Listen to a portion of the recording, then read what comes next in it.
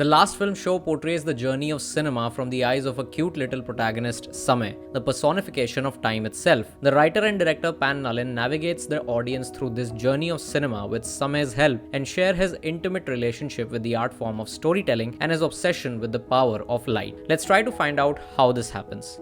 The film opens with a POV of a camera with a blue lens which is looking towards a railway track, and then we cut to our protagonist Samay, who is holding a lantern in his hand which has the blue glass. So we realize that he's actually looking through the lantern, the blue glass of the lantern, towards the railway tracks. And then we are introduced with the surroundings, which is Chhello village, the railway station of Chhello village in Gujarat, and we see that eventually a train arrives on the station. So like I said, Samay is the personification of time. So the way he holds that lantern or the lamp and looks through the railway track with the blue glass is a reference, a very subtle reference to Lumiere brothers and their critically acclaimed 50-second short film, The Arrival of a Train at La Ciutat. You can read more about that in the link that I have shared in the description. But to give you some details, the Lumiere brothers invented the cinematograph, the world's second movie camera. The first one was kinetograph, which was invented by Edison. Now the lamp that our protagonist is holding is actually what was required to project films on screen using the cinematograph. Coming to The Arrival of a Train at La Ciutat, it is a 50-second short film that became hugely famous, especially because of how the audience started running out of the screening, thinking that the train is literally coming towards them. By the way, that was also the beginning of the film genre called actuality, which in today's day and age is known as documentary. Anyways, moving ahead, we see how Samay helps his father with a tea stall at Chhello railway station. He has the usual naughtiness and innocence, which are common traits of every kid. Now, the inciting incident for our protagonist takes place when his father decides to watch a film with the entire family in a theater. This becomes a turning point in the life of our protagonist, as every inciting incident should.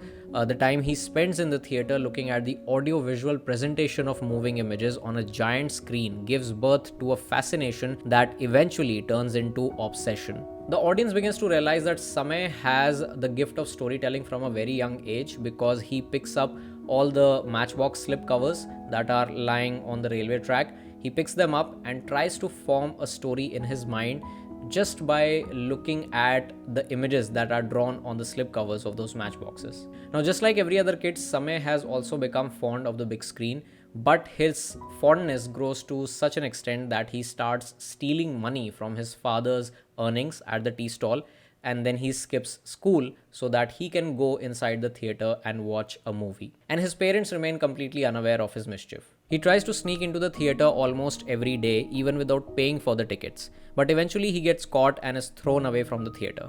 And what happens now is exactly what happened with Salvatore in Cinema Paradiso. He meets the projectionist of that theater.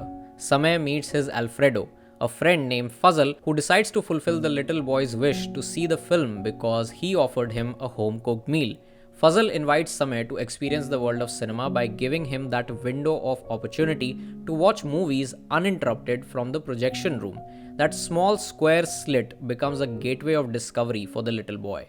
So instead of reading books in the classroom at school, that small window in the projection room in the theater becomes his classroom, and he learns about the different human emotions. He learns about the different colors of life by witnessing action, romance, comedy, drama, tragedy, even a sense of loss. There is a shot of a light that is revealed from the projector in a circular manner. I don't have the exact visual to describe it, but I remember that moment very fondly because the visual is complemented by the opening soundtrack composed by Richard Strauss for Stanley Kubrick's timeless classic 2001: A Space Odyssey.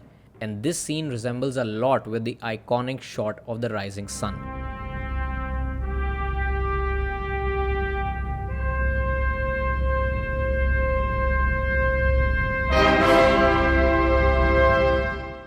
After this, it becomes a routine affair for Samay to watch movies with Fuzzle from the projection room in exchange for home-cooked food, sometimes on demand. We see how the character of Fuzzle becomes a mentor of our protagonist. He becomes his film school, who teaches him about the projector, the film reel, cutting the film reel, and most importantly, he learns about the power of telling stories. Fazal tells him about how everyone in this world is a storyteller. The rich are telling stories to hide their money, a shopkeeper tells stories to sell products, and a filmmaker tells stories to make a fool of the audience or to transport the audience into a completely different world. Now, he also explains the entire mechanism of the film projection. Like, he also tells him how a projector works, but most importantly, the biggest life lesson that Samay receives from Fazal is the fact that there are only two kinds of people in this world: one who can speak English and the others who cannot. This exchange of knowledge resembles the history of film and the evolution of this art form. Samay starts cherishing every moment spent in the projection room, but one day his father catches him and puts an end to his wanderings at the cinema. Now, I know this might sound a little philosophically far fetched, but the way Samay is determined to continue watching movies by stealing film reels from the projection room in the theater and assembling his own projector with his friends so that he can watch those films, it reminds you of that saying कि वक्त किसी के लिए भी नहीं रुकता है. Time never stops for anyone. And once again, these scenes are hinting toward the invention of the movie camera. Samay gets obsessed with cinema, the light emitting from the projector, and his obsession forces him to try making his own projector. He says that if he cannot go to the movies can come to us. But later, he ends up committing a crime out of his innocent curiosity. He starts stealing film reels from the storage room at Chhello railway station so that he can use them for his projector. He's caught by the police, sent to a juvenile home, and his father beats the hell out of him. But later he understands his son's love for the light, his desire to become a film. Yes, his desire to become a film. His need to get out of Chhello and pursue his dream of making movies. He discovers how Samay and his friends have made their own projector using a sewing machine, which is again a reference to exactly how the Lumiere brothers thought of making a movie camera in the first place that can project moving pictures or frames at a certain speed to add motion. The father starts learning about how, like, when he gets out of the juvenile home, when Samay comes back to his home from after being released from the juvenile home, his father learns that now his son is not the same mischievous, naughty kid anymore.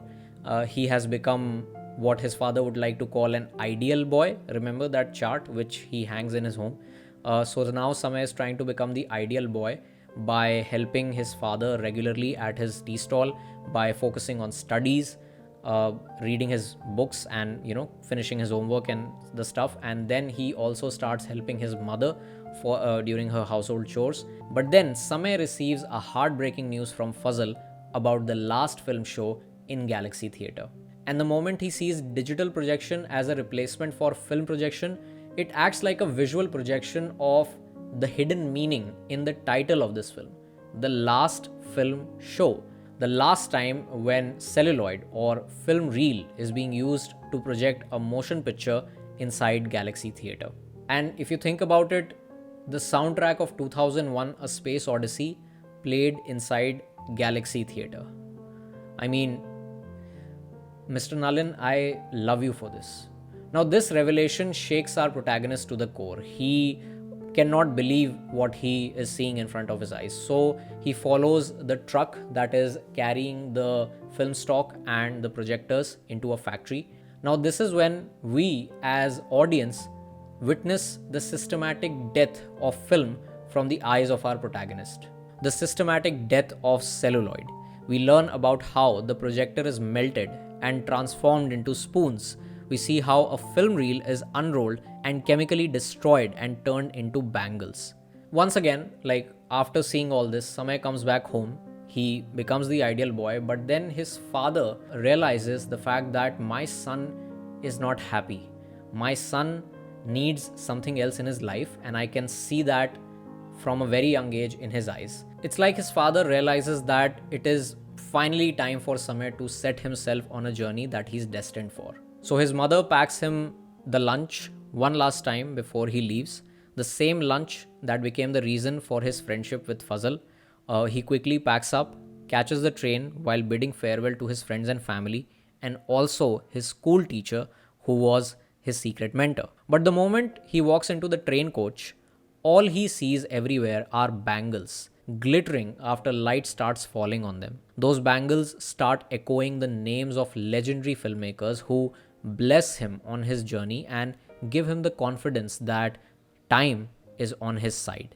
The last film show is India's official Oscar submission for the Best International Feature Film category. I'm sure most of us will agree that before the news broke out, we were not aware of the existence of this film. I personally had no clue that this film existed, but now that I have watched it in theaters, I really hope and pray that it wins the Oscar, because if it doesn't, it will be a defeat of Indian cinema. A defeat not just for the makers of this film, but the makers of every such creative endeavor that aim to showcase something novel for the audience. So this is everything that I wanted to talk about the last film show. This was my attempt at explaining the film after my viewing in the theaters. It is a beautiful film, and I think that every person in this world who loves cinema, who is passionate for cinema, who loves the art form of storytelling should watch the last film show.